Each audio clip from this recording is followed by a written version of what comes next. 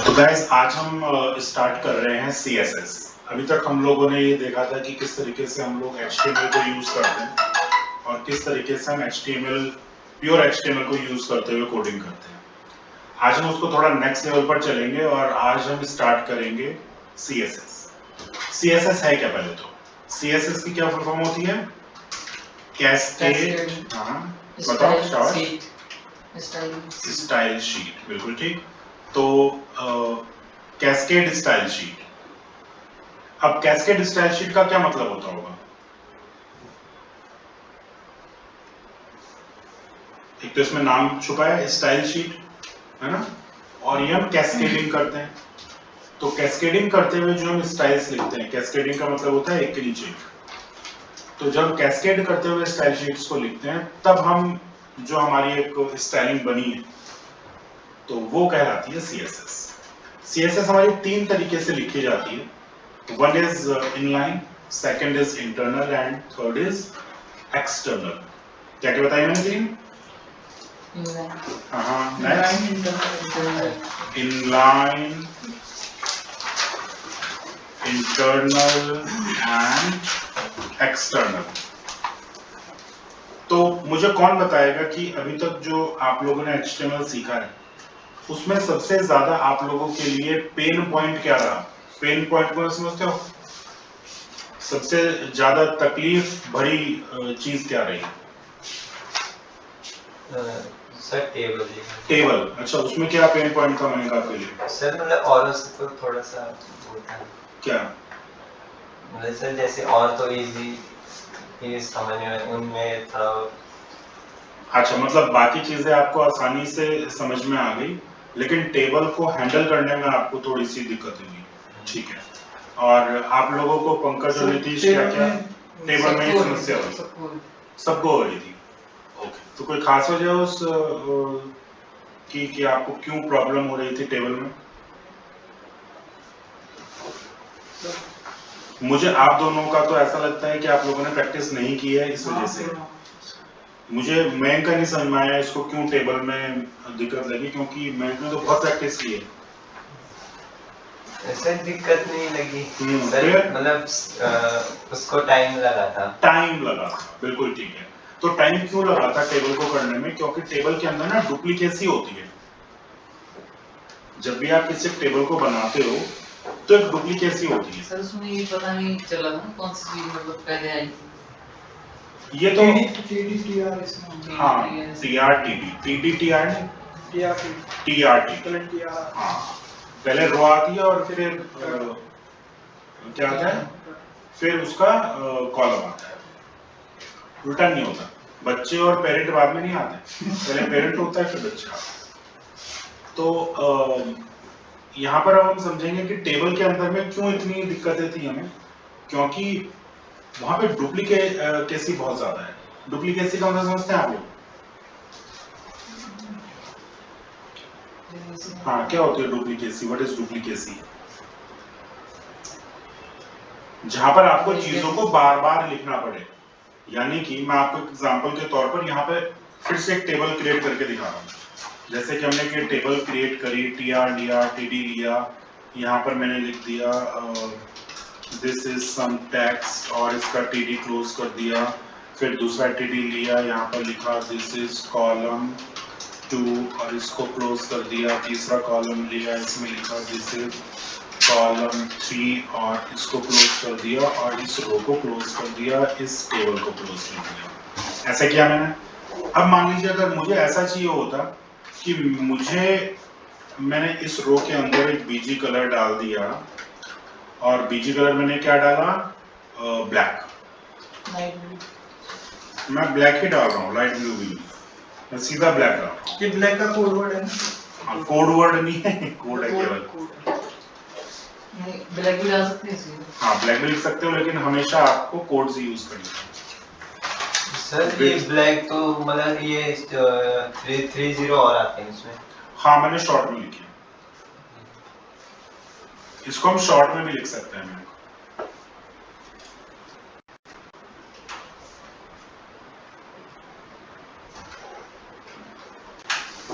तो ये आ गया मेरा। अब जो उसके अंदर मैंने टेक्स्ट लिखा था वो तो नजर आ ही नहीं रहा है किसी भी तरीके से। क्यों? क्योंकि फॉन्ट कलर और जो बैकग्राउंड कलर है एक ही है। वो दोनों एक ही हो गए। ब्लैक के ऊपर ब्लैक दिख नहीं सकता, व्हाइट के ऊपर व्हाइट नहीं दिख सकता। तो हमें हमेशा अगर कोई चीज दिखानी होती है तो कंट्रास्टिंग कलर्स बनाने होते हैं। इसीलिए आपकी जो नोटबुक्स हैं इनका कलर क्या है? बैकग्राउंड कलर व्हाइट है। और इसीलिए आपके पेन कभी भी व्हाइट कलर के नहीं आते, ब्लू ब्लैक, क्योंकि हमेशा कागज आपका व्हाइट होता है और जो आप पेन यूज करते हैं वो ब्लू, ब्लैक, ग्रीन जो भी यूज करना चाहें व्हाइट के अलावा वो होते हैं, है ना। तो अब यानी कि उसको कंट्रास्टिंग कलर चाहिए होते हैं किसी भी चीज को, तभी वो चीज दिखती है। तो अब हम यहाँ पे अगर मैं इसके अंदर एक कलर डालना चाहूँ तो मैं क्या लिखूंगा? Font colour is equal to, मैं यहाँ पर इसको व्हाइट कर दे रहा हूँ। और व्हाइट करने के लिए क्या होता है? Hash FFF।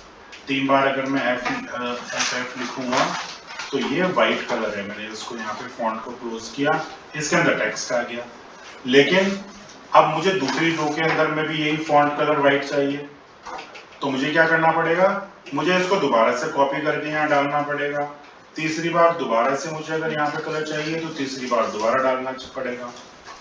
अब एक बार डालने में तो किसी को कोई खास फर्क और दिक्कत नहीं होनी चाहिए, लेकिन मजा तब आता है जब ये कलर्स आपको चेंज करने पड़ जाए किसी भी वजह से। अब आपका क्लाइंट बोल देता है आपको कि यार ये जो ब्लैक है ना, ब्लैक हटा दो, ब्लैक की जगह इसको ग्रे कर दो। आपने कहा ठीक है जी मैं ग्रे कर रहा हूँ, आपने कहा लो जी मैं ग्रे कर दूँ। अब वो टेक्स्ट नहीं दिख रहा, अब वो भी चेंज करो, है ना। जो आप कोर्स कर रहे हो किसके लिए कर रहे हो? सर डिजाइनिंग किसके लिए? सर वेबसाइट को डिजाइन एंड डेवलप करने के लिए। किसके लिए करोगे ये वेबसाइट का डिजाइन और क्लाइंट के लिए करोगे। क्यों क्लाइंट के लिए क्यों करोगे? आपने ले भी तो कर सकते हो। ठीक, नहीं वैसे आपने सही बोला कि किसी क्लाइंट के लिए आप करोगे। तो आपका जो क्लाइंट है उसके लिए आप इसलिए काम करते हो क्योंकि वो बदले में आपको कुछ पैसा दे रहा होता है ना। पैसा दे रहा है ना वो आपको। तो जब आपको पैसा दे रहा है तो वो आपसे एक्सपेक्ट करेगा कि उसकी मन मुताबिक जो प्रोडक्ट है वो उसको मिलना चाहिए। और हमेशा ऐसा होता है, हमेशा ध्यान रखना, जब भी आप नया नया काम सीखते हो, चाहे वेब डिजाइनिंग का सीखो, चाहे ग्राफिक डिजाइनिंग का सीखो, चाहे कोई भी आप एक नई चीज सीखते हो, तब आपको शुरू में ऐसा लगने लगता है कि अच्छा ये तो बड़ा आसान था, आ गया मुझे तो, है ना। ऐसे होता है ना कि आ गया मुझे, बड़ा आसान है ये तो, ऐसे तो करना था बस, हो गया। मजा तब आता है जब आप रियल वर्ल्ड में अपनी उस स्किल सेट के साथ जाते हो। वहां पर आपको पता चलता है कि आप जो सोच रहे थे कि मुझे 100% आ गया है, असल में आपको 1% ही आया है ना। क्यों आया है 1%? क्योंकि आपको ये तो समझ और अंडरस्टैंडिंग डेवलप हो गई कि आपको कोड्स कैसे यूज करने हैं, किस तरीके से टैग्स लगाने हैं, किस तरीके से काम करना है, आपको ये तो मालूम चल गया, लेकिन करना क्या है ये नहीं पता। यानी कि आपका माइंड अभी तक उतना डेवलप नहीं हो पाया है कि वो सोच पाए कि उसे करना क्या है। आपको ये तो समझ में आ गया कि हथौड़ी और छेनी से चीजें टूटती हैं, लेकिन उसको तोड़ने का जो काम है, किस तरीके से एक पत्थर को तोड़ा जाए कि उसमें से एक नई शेप निकल के आ जाए, उस तरीके के अभी तक आपकी माइंड का जो स्किल सेट है वो डेवलप नहीं हुआ है। ये तो आपको जरूर आ गया कि छेनी और हथौड़े से चीजों को तोड़ा जा सकता है, ठीक है। तो वही चीज वेब डेवलपमेंट में भी होती है, ये वेब डिजाइनिंग में भी होती है, किसी और कोर्स में भी होती है। तो आपको मालूम तो चल जाता है, लेकिन उस चीज में आपको एक्सपर्टाइज बनाने में बहुत लंबा टाइम चला जाता है। और इस बीच जब आप एक नया प्रोजेक्ट अपना डेवलप करते हो अपनी रात को काली करके, है ना, जब नया नया आपको कोई काम मिलता है ना, तो क्या होता है? जोश फिर क्या करते हो उस जोश में? पूरी रात जाग रहे हैं भाई लोग, है ना, अरे खाना कोई बात नहीं, कल सुबह कर लेंगे डिनर ब्रेकफास्ट में, है ना? तो ऐसा होता है उस तरह। और आपको जब सुबह उठते हो आप और लगते हो अरे वाह क्या चीज बना दी मैंने। दुनिया की सबसे बेहतरीन वेबसाइट अगर किसी ने बनाई है तो वो मैं हूँ। और जब आप उसको ले जाके अपने क्लाइंट के सामने दिखाते हो तो क्लाइंट क्या बोलता है, अरे ये क्या बना के लिया है, घटिया सी चीज, आपने तो हमारे कलर्स यूज नहीं किए जो हमारे कॉर्पोरेट कलर्स हैं, ये कलर क्या लगा दिया लाल सा, ये ग्रीन क्यों यूज कर लिया, ये फॉन्ट साइज इतना छोटा क्यों है, ये तो मुझे छोटा सा कर दिया आपने, तो बड़ा करना था। तो वो आपको इतनी सारी गलतियां उसमें बता देगा कि आपको लगेगा अरे यार क्या करके ले आए हो है ना? जिसको आप 2 घंटे पहले तक सोच रहे थे विश्व की सबसे अच्छा डिजाइन मैंने बनाया है, वो अब असल में कहीं पे स्टैंड नहीं कर रहा होगा। क्योंकि जब वो क्लाइंट आपको बता रहा होगा तो आप रियलाइज कर रहे होंगे हाथ की हाथ कि हाँ यार ये तो बिल्कुल सही बोल रहा है, ये बिल्कुल सही बोल रहा है, बिल्कुल सही बोल रहा है। हर चीज आपको उसकी लगी कि ये बिल्कुल सही बोल रहा है ना? तो इसलिए मैं आपको बता रहा हूं कि यहां पर डुप्लीकेसी होने की वजह से क्या होता है, अब क्लाइंट अपनी रिक्वायरमेंट आपको जब देगा तब आपको ये सारी के सारी वैल्यूज बहुत जल्दी जल्दी बदलनी पड़ेगी। यानी कि वो बोलेगा कि जी यहाँ पे इसको लाल की जगह सफेद कर दो, सफेद को ग्रीन कर दो, ग्रीन को ब्लू कर दो, कुछ भी बता सकता है वो। अब वहां पर आपका सारा का सारा जो कलर कॉम्बिनेशन जो आपने इतनी एफर्ट करके डाला था वो सब का सब बेकार हो जाने वाला है, हो जाने वाला है ना बेकार। तो यहाँ पे जो डुप्लीकेसी हुई भी है, देखो ये जो डुप्लीकेसी है कि यहाँ पे आपने फॉन्ट कलर 3 बार लगाया हुआ है, अब आपको ठीक करते हुए भी 3 बार ठीक करना पड़ेगा 3 अलग अलग जगहों पे। और इस तरीके के सिस्टम को बोला जाता है इन लाइन। यानी कि जब आप अपने स्टाइल को उस टैग के अंदर ही दे रहे हैं तो this sort of formatting is known as inline styling. ठीक है? तो टैग के अंदर ही जब हम उसके स्टाइल को डिफाइन करते हैं तो उसको बोला जाता है इन लाइन स्टाइलिंग। ठीक है? क्लियर है? Yes sir. तो ये जो इनलाइन स्टाइलिंग होती है ये rarest of the rare cases में यूज की जाती है। Rarest of the rare case का मतलब समझते हैं आप लोग? मतलब बहुत ही रेयर, बहुत ही रेयर, कम से कम, और रेयर में भी रेयरेस्ट, है ना? तो जब हमारे को समझ में आ जाए कि अब तो भाई और कोई चारा नहीं है, तो केवल यही है, अब वो हमारे लिए ब्रह्मास्त्र जो में बचा सकता है, तब हम इनलाइन को यूज करेंगे, अदरवाइज हम इनलाइन को यूज नहीं करेंगे। ठीक है? अभी तक आप इस तरीके के कोड लिखते आ रहे थे, अब मैं यहाँ पर आपको थोड़े से कोड्स को भी चेंज कर रहा हूँ। अभी तक आप लोगों ने जो स्टाइल और पेज का जो लेआउट लिखा है वो कैसे भी लिख देते थे आप, है ना? कहीं पे भी कोई भी चीज लिख दी, कैसे भी कर दिया। तो अब हम इसको थोड़ा सा और एक फॉर्मेटेड वे के अंदर में लेके चलेंगे। ठीक है? कैसे लेके चलेंगे अब देखते हैं। अब यहाँ पर अभी तक जो आप काम करते थे तो आपको पता होता था कि कौन पेरेंट है और कौन चाइल्ड है, पता होता था ना? आपने टेबल ली, टेबल के अंदर टेबल पेरेंट है, उसके अंदर एक टीआर डाला जो कि एक चाइल्ड है, उस टीआर का एक चाइल्ड क्या है फिर से टीडी। अब पता चल गया, आसान है। अब यहाँ पर काम करते हुए हम थोड़ा सा अलग इसको करने की कोशिश करेंगे। हम अपने पेज को अब कुछ सेक्शन में भी डिवाइड कर सकते हैं और हम इसको कुछ मेन में भी डिवाइड कर सकते हैं। तो एक हमारा मेन टैग भी होता है, जिस मेन टैग के अंदर आप अपना काम कर लो। ठीक है? इस मेन के अंदर आप एक सेक्शन बना लो। सेक्शन क्या होता है? सेक्शन भी आपको बता देते हैं क्या होते हैं। मैं एक वेबसाइट खोल रहा हूँ iskillacademy.com।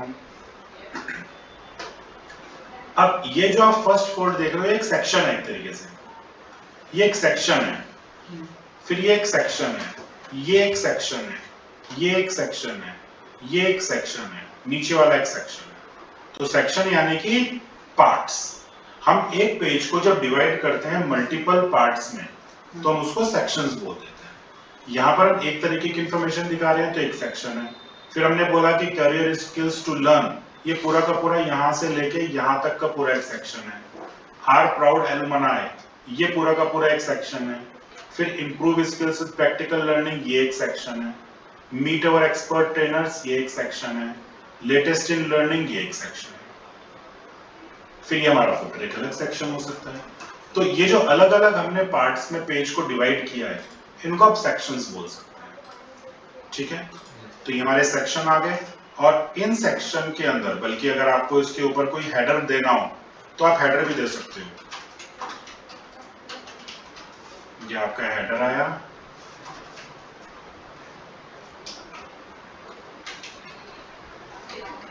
फिर इसके नीचे हमारा मेन आ गया और फिर हमारा फुटर आ गया।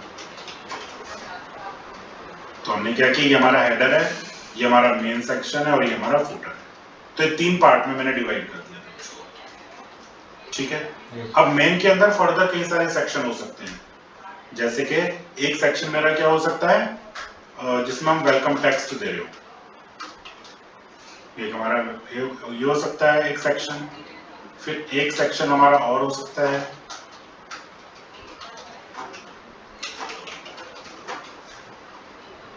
एक सेक्शन हमारा और हो सकता है जिसके अंदर हम इसको बोल दें कि आवर कोर्सेज, यहाँ पे हम कोर्सेज के डिटेल दिखा रहे हैं।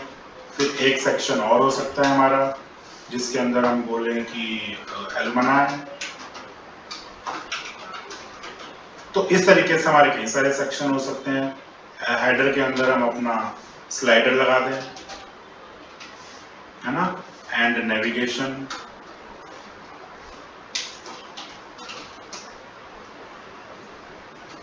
अगर हम लगाना चाहें तो वैसे तो हेडर के अंदर हम ज्यादातर नेविगेशन ही रखते हैं और जो स्लाइडर होता है वो हमारा मेन का ही पार्ट होता है। तो इसमें हम यहाँ पे कर देते हैं अपना स्लाइडर।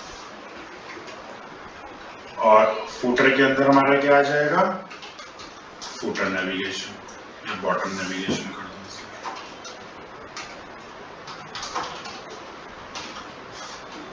ठीक है, तो ये इस तरीके से हम अपने पेज को डिवाइड कर सकते हैं अलग अलग सेक्शंस में और अलग अलग हेडर, मेन और फुटर टैग्स के अंदर। ठीक है, अब यहाँ पर हमने डाल तो दिए, लेकिन अब यहाँ पे सिस्टम को समझ में कैसे आएगा कि हम किस सेक्शन की बात कर रहे हैं और क्या बात कर रहे हैं।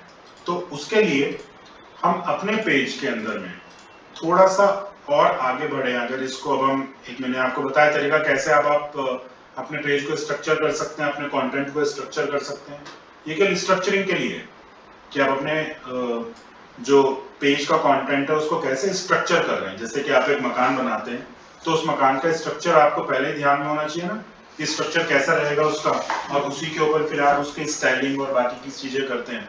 सिमिलरली हम यहाँ पर भी पहले स्ट्रक्चर क्रिएट कर रहे हैं और उसके ऊपर में फिर बाद में उसकी स्टाइलिंग करेंगे। क्लियर? अब मैंने आपको बताया था कि हम करने वाले हैं CSS। अब इसके लिए मैं इन टैग्स को जो भी मैंने लिखे हुए हैं इनको फिलहाल के लिए यहाँ से हटा दे रहा हूँ। इनको फिलहाल मैं यहाँ से हटा दे रहा हूँ और मैं यहाँ पर केवल एक टैग अभी डाल रहा हूँ, डिव यानी कि डिवीजन।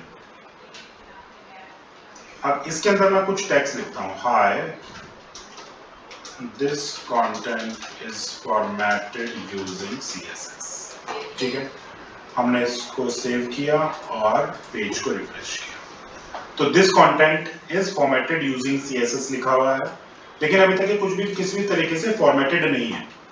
मैं इस कंटेंट को इनलाइन CSS यूज करते हुए फॉर्मेट करूंगा। इनलाइन के लिए हम लिखते हैं स्टाइल। स्टाइल के अंदर मैं अपने सारी की सारी फॉर्मेटिंग लिखूंगा, जो भी मुझे स्टाइलिंग इस टेक्स्ट पे डालनी है। अब देखो, जो डिव है, डिव का मतलब एक डब्बे की तरीके से आप इसको समझो कि एक बॉक्स है। बॉक्स की दो तरीके से प्रॉपर्टी हो सकती है। एक तो वो प्रॉपर्टी हो सकती है बॉक्स की जो उस बॉक्स की प्रॉपर्टी हो, और मैं यहां पर वो प्रॉपर्टी भी डाल सकता हूं जो इसके कंटेंट की प्रॉपर्टी हो। तो यानी कि दो चीजें हो गई, एक तो हो गया कंटेनर और एक हो गया उसका कंटेंट। दो चीजें। अब मान लीजिए आप एक बॉक्स को अगर विजुअलाइज करो अपने माइंड में, तो एक बॉक्स है, एक तो मैं उस बॉक्स की कुछ प्रॉपर्टी दे सकता हूँ कि वो बॉक्स कितना छोटा हो, कितना बड़ा हो, किस कलर का हो, है ना। एक तो ये प्रॉपर्टीज हो सकती हैं उसकी, उसके फिल कलर क्या हो, ये उसकी प्रॉपर्टीज हो सकती हैं। फिर ये हो सकता है कि उस बॉक्स के अंदर जो सामान है वो क्या हो, उसकी प्रॉपर्टी क्या हो। तो दो, यानी कि फिर एक दो चीजें हो गई, एक तो कंटेनर की प्रॉपर्टी और एक उसके अंदर के जो कंटेंट है, जो उसके अंदर सामान है उसकी प्रॉपर्टी। तो मैं यहाँ पर उसके कंटेनर और उसके कंटेंट दोनों की प्रॉपर्टी दे सकता हूँ। ठीक है। कुछ जो हमारे CSS के अंदर में टैग्स होते हैं, जो प्रॉपर्टीज होती हैं, वो उसके कंटेंट की होती हैं और कुछ उसके कंटेनर की होती है। ठीक है। ये चीजें हम धीरे धीरे और आगे डिस्कस करेंगे। तो सबसे पहले मैं यहाँ पे केवल उसके कंटेंट की प्रॉपर्टी दे रहा हूँ, और कंटेंट की प्रॉपर्टी होती है फॉन्ट साइज, जो अभी तक आप यूज करते आए हो। फॉन्ट के अंदर अभी तक आपने क्या किया था, font is equal to font space size is equal to, ऐसे देते थे। अब हम यहाँ पे थोड़ा सा इसको देने का तरीका बदल रहे हैं। यहाँ पर हम क्या देंगे, div style is equal to font size। अभी तक आप HTML के अंदर में font size जो था वो मैक्सिमम 6 या 7 तक ही दे पाते थे, है ना। अब यहाँ पर CSS की वजह से हम यहाँ पर font size पिक्सल्स में दे सकते हैं और हम उसको जितना मर्जी छोटा बड़ा कर सकते हैं। ठीक है। तो मैं यहाँ पे दे रहा हूँ font size मैंने दिया 16px। तो मैंने क्या लिखा है, इसका सिंटेक्स क्या लिखने का, पहले स्टाइल लिखी, फिर फॉन्ट हाइफन साइज, बीच में लगाया मैंने कोलम, फिर उसकी वैल्यू, यानी कि ये आइटम है, फॉन्ट साइज तो आइटम है और उसकी वैल्यू ये हो गई, और बाद में मैंने इसको टर्मिनेट किया। ये जो आप देख रहे हो सेमीकोलन, इसका मतलब होता है टर्मिनेशन। टर्मिनेशन का क्या मतलब है कि यहाँ पर हमारी एक बात पूरी हो गई। जैसा फुल स्टॉप लगाते हो ना इंग्लिश में, हिंदी में पूर्ण विराम लगाते हो अपनी एक बात कंप्लीट करने के लिए, उसी तरीके से जब हमारी प्रॉपर्टी की एक बात पूरी हो गई, तब हम यहाँ पर उसको टर्मिनेशन के थ्रू, यानी कि सेमीकोलन के थ्रू बता रहे हैं कि यहाँ पे एक बात हमारी पूरी हो गई। इसको हमने सेव किया, मैं अपने पेज पे जाता हूँ, रिफ्रेश करता हूँ, देखता हूँ क्या प्रॉपर्टी में फर्क पड़ा, कोई फर्क नहीं पड़ा। फॉन्ट साइज बढ़ा के देखते हैं, क्योंकि डिफॉल्ट ही उसका 16 था। बड़ा हो गया? Yes sir. हम और फॉन्ट साइज बढ़ाते हैं इसका, और ये फॉन्ट साइज हम जितना मर्जी बढ़ा सकते हैं। ये और बड़ा हो गया, मैं इसको 50 कर लेता हूँ। ये और बड़ा हो गया, मैं इसको 100 कर लेता हूँ इस बार, वो 1000 हो गया था, ये 100 हो गया। मैं इसको और बड़ा कर लेता हूँ, 200 करके देखते हैं होता है कि नहीं, है ना। तो यानी कि अब आप फॉन्ट साइज जितना मर्जी चाहे उतना बड़ा कर सकते हैं एज पर योर रिक्वायरमेंट। ठीक है। Yes sir. अब इतना फॉन्ट साइज तो खैर बड़ा कोई रखता नहीं है, तो हम इसको एक डिफॉल्ट 16px पे लें। ठीक। अब मुझे इसके अंदर में कोई कलर डालना है, तो वो दूसरी बात है, वो दूसरी प्रॉपर्टी है ना इसकी। Yes, sir. पहली प्रॉपर्टी तो हो गई उसकी कि फॉन्ट साइज, कि फॉन्ट का साइज हमें ये रखना है। अब हम डिसाइड कर रहे हैं कि उसका कलर क्या रखना है। तो अगर मैं केवल कलर दे दूं, तो ये इसके कंटेनर के, यानी कि टेक्स्ट की बात मैं कर रहा हूं। कलर जो है वो टेक्स्ट की प्रॉपर्टी है। तो मैं यहाँ पर अगर कोई कलर दे दूं, ये मैंने रेड कलर दे दिया है, तो ये रेड हो गया। फॉन्ट साइज थोड़ा बड़ा कर देता हूं मैं, ताकि हमें दिखे बराबर से। ठीक है। सर इसमें कोड से ही दे सकते हैं कलर? कोड से ही देना है हमें कलर। देखो, मैंने पहले भी आप लोगों को ये बात बताई है कि जब आप जो कलर्स होते हैं उसके नाम हमें बहुत ही लिमिटेड नाम याद है ना। Yes sir. लेकिन हमें तो कलर्स तो अनलिमिटेड है एक तरीके से, अगर देखा जाए तो। अगर मैं बोलूं करोड़ों में है कलर, तो एक तरीके से आप उनको अनलिमिटेड मान लो। तो अब अगर करोड़ों कलर है हमारे पास, तो करोड़ों कलर के लिए हमारे पास अलग अलग कोड्स हैं। हम उन्हीं कोड्स को यूज करेंगे, नाम तो हमें याद नहीं रह सकते करोड़ों अलग अलग कलर वेरिएशंस के, है ना। तो फॉन्ट साइज हो गया। अब अगर मुझे इसकी फॉन्ट की फैमिली चेंज करनी है, तो एक होता है फॉन्ट फैमिली। फॉन्ट फैमिली का क्या मतलब है, जैसे अभी तक आप टाइम्स फॉन्ट एक लगा रहे थे, उसको आपने वरदाना लगाना है, कुरियर लगाना है, ये राइटिंग स्टाइल। तो मैंने यहाँ पर क्या लगा दिया, वरदाना। तो वरदाना मैंने लगाया, रिफ्रेश करूंगा तो ये राइटिंग स्टाइल उसकी बदल गई, है ना। मैं इसको ताहुमा कर लेता हूँ तो ये भी अलग हो जाएगी, ये इस तरीके से आता है। तो अलग हो राइटिंग स्टाइल, जैसे कि मेरी राइटिंग अलग है, आपकी राइटिंग अलग है। जो अभी आप फॉन्ट देख रहे हैं, जो ताहुमा हो गया या वरदाना हो गया, ये हाँ जी, हाँ इटैलिक्स भी कर सकते हैं, और वो भी उसकी एक स्टाइल होती है। ये सारे के सारे हमारे सैंस सेरिफ फैमिली के हैं। और जो सेरिफ फैमिली है हमारी, वो कौन सी है, टाइम्स हमारी है सेरिफ फैमिली का फॉन्ट, ठीक है। सैंस सेरिफ और सेरिफ के बीच में एक हम अलग से आप लोगों के लिए मैं एक 10 मिनट का एक सेशन ले लूंगा, इसके अंदर मैं आपको दोनों का फर्क बता दूंगा कि क्या फर्क होता है फॉन्ट्स के अंदर, ठीक है। तो इस तरीके से ये हो गया। यहाँ पर हमने, अब अगर मुझे कंटेनर की कोई प्रॉपर्टी लगानी है, तो एक कंटेनर की प्रॉपर्टी होती है बैकग्राउंड, ये बॉक्स की प्रॉपर्टी है। तो अगर मुझे इसका कलर चेंज करके करना है ब्लैक, 0 तो मैं 0 0 0 कर दिया।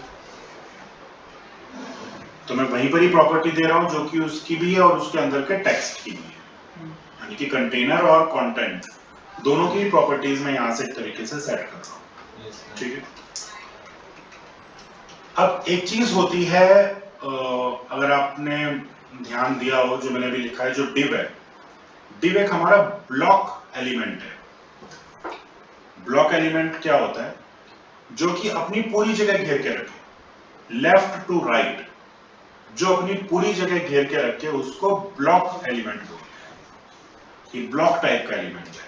तो इसने क्या किया, देखो भले ही वो आगे ब्लैक खाली पड़ा है, कंटेंट तो यहाँ पे खत्म हो गया ना, इसका बीच में जहाँ पे सीएसएस खत्म हो रही है, yes, sir. लेकिन उसने लेफ्ट से राइट तक पूरी अपनी जगह घेर के बैठ गया हो, है ना। ऐसा तो नहीं है कि केवल जहाँ पे सीएसएस है वहीं तक ही वो ब्लैक कलर है इसके बैकग्राउंड में, बैकग्राउंड कलर तो पूरा है। इसका मतलब है कि वो जो डिव था, उसने अपने लेफ्ट से लेकर राइट तक की पूरी जगह पहले से ही ऑक्युपाई कर ली है। इस तरीके के एलिमेंट्स को बोला जाता है ब्लॉक टाइप एलिमेंट्स, ठीक है। तो ये जो हमारे ब्लॉक टाइप एलिमेंट्स हैं, ये पूरी जगह घेर के बैठते हैं लेफ्ट टू राइट, जैसे कि डिव है। लेकिन अगर मैं इसी को कॉपी कर लूं, इसी को मैं कॉपी कर रहा हूं और मैंने पेस्ट किया, और मैं इस डिव की जगह केवल लगा रहा हूं स्पैन लगा रहा हूं, बाकी प्रॉपर्टीज बिल्कुल सेम है ना। अब इसको रिफ्रेश करके देखते हैं क्या होता है। जितनी उसके अंदर में कंटेंट है, ये उतनी ही जगह घेरेगा, ठीक है। इसको बोलते हैं इनलाइन, ठीक। तो वो था ब्लॉक और ये था इनलाइन ब्लॉक, क्लियर है। yes, तो जो अपनी पूरी जगह घेर ले वो ब्लॉक है, अदरवाइज वो इनलाइन ब्लॉक है। कोई क्वेश्चंस यहाँ तक? No sir. बढ़िया। तो इस तरीके से हम इनलाइन सीएसएस को लिखते हैं, ठीक है। मैं चाह रहा हूं कि आप पहले इसको थोड़ा सा प्रैक्टिस करके देख लो, क्योंकि जब मैं बता रहा हूं तो बड़ा इजी लगेगा, जब करोगे तो थोड़ा सा फंसोगे, है ना। तो थोड़ा सा आप करके देखो।